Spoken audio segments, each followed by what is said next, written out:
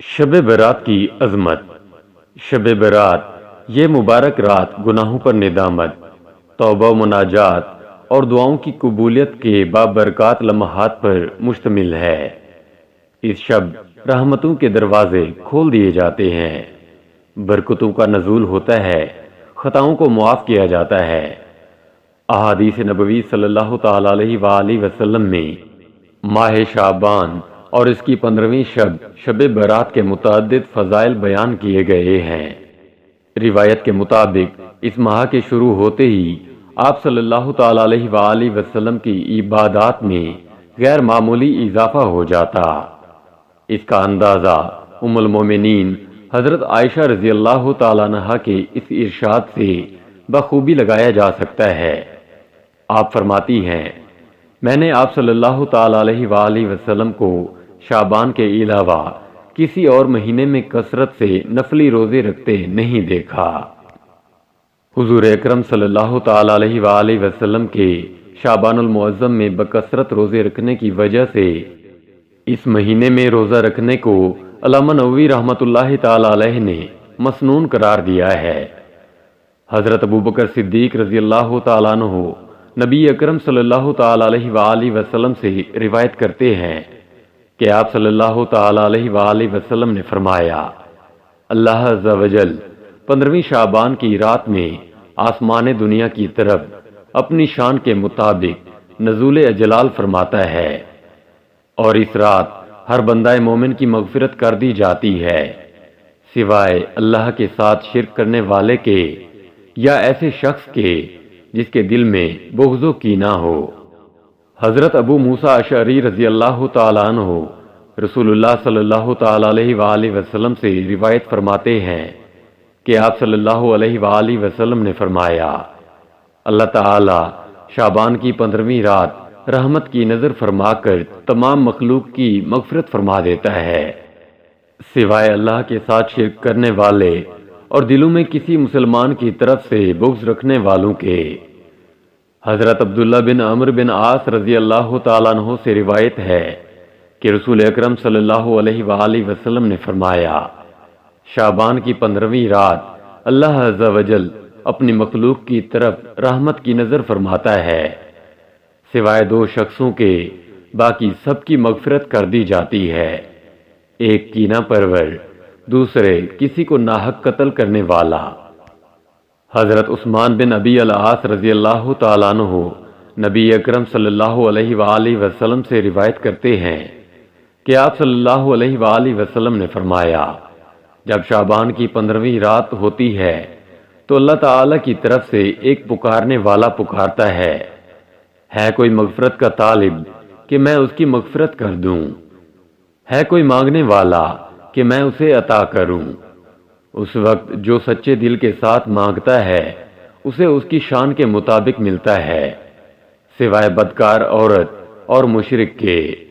کہ یہ دونوں اپنی بدعمالیوں کے سبب اللہ کی عطا سے محروم رہتے ہیں۔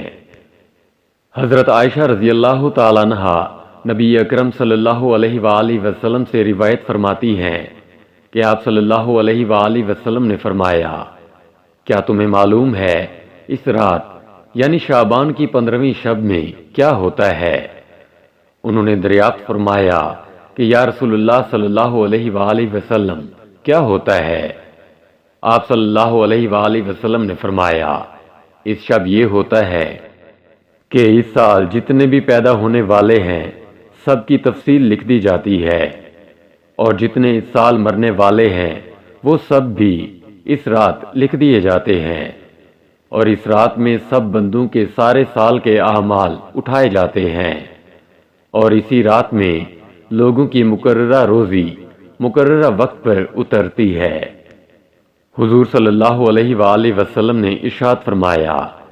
جبرائیل علیہ السلام میرے پاس تشریف لائے اور فرمایا کہ یہ شعبان کی 15ویں رات ہے، اللہ تعالیٰ اس رات میں بہت سے لوگوں کو دوزخ سے آزاد کرتا ہے جن کی تعداد قبیلہ بنو کلب کی بکریوں کے بالوں سے بھی زیادہ ہوتی ہے، مگر اس رات میں اللہ تعالی مشرک اور کینہ پرور اور رشتے ناطے توڑنے والے یعنی قطع تعلق کرنے والے اور ازار یعنی پاجامہ یا شلوار وغیرہ ٹخنوں سے نیچے رکھنے والے لوگوں اور ماں باپ کے نافرمان اور شراب کے عادی لوگوں کی طرف رحمت کی نظر نہیں فرماتا۔ حضرت عثمان بن محمد رحمۃ اللہ تعالی علیہ فرماتے ہیں کہ رسول اللہ صلی اللہ علیہ وآلہ وسلم نے فرمایا، زمین پر بسنے والوں کی عمریں ایک شعبان سے دوسرے شعبان تک طے کی جاتی ہیں، یہاں تک کہ انسان شادی بیاہ کرتا ہے اور اس کے بچے پیدا ہوتے ہیں، حالانکہ اس کا نام مردوں کی فہرست میں داخل ہو چکا ہوتا ہے۔ امام شافعی رحمۃ اللہ تعالی علیہ فرماتے ہیں کہ ہم تک یہ بات پہنچی ہے کہ 5 راتوں میں دعاؤں کو قبول کیا جاتا ہے، جمعہ کی رات،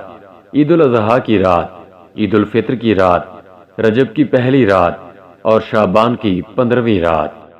علامہ ابن الحاج مالکی رحمۃ اللہ تعالی علیہ فرماتے ہیں کہ اس رات کے بڑے فضائل ہیں اور یہ بڑی خیر والی رات ہے۔ ہمارے اسلاف اس کی بڑی تعظیم کرتے اور اس رات کے آنے سے پہلے اس کی تیاری کرتے تھے۔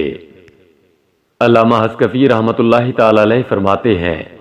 کہ شعبان کی 15ویں رات کو عبادت کرنا مستحب ہے۔ علامہ انور شاہ کشمیری رحمۃ اللہ تعالی علیہ لکھتے ہیں کہ بے شک یہ رات شب برات ہے اور اس رات کی فضیلت کے سلسلے میں روایات صحیح ہیں۔ شیخ عبدالحق محدث دہلوی رحمۃ اللہ تعالی علیہ لکھتے ہیں کہ اس رات بیدار رہنا مستحب ہے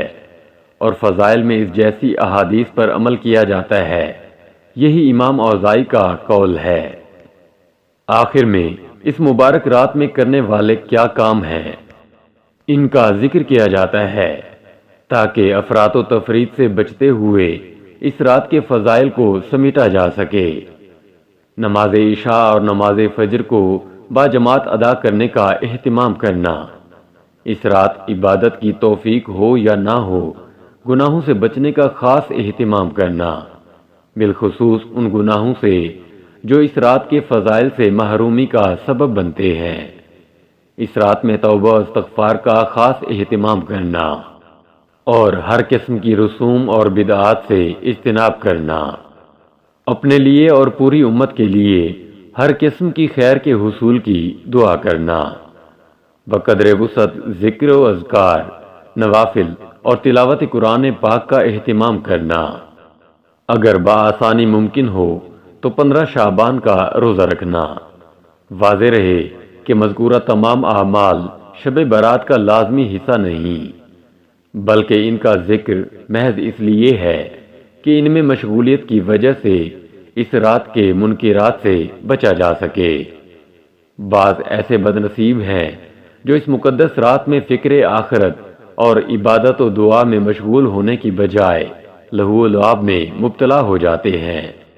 آتش بازی، پٹاخے اور دیگر ناجائز امور میں مبتلا ہو کر وہ اس مبارک رات کا تقدس پامال کرتے ہیں۔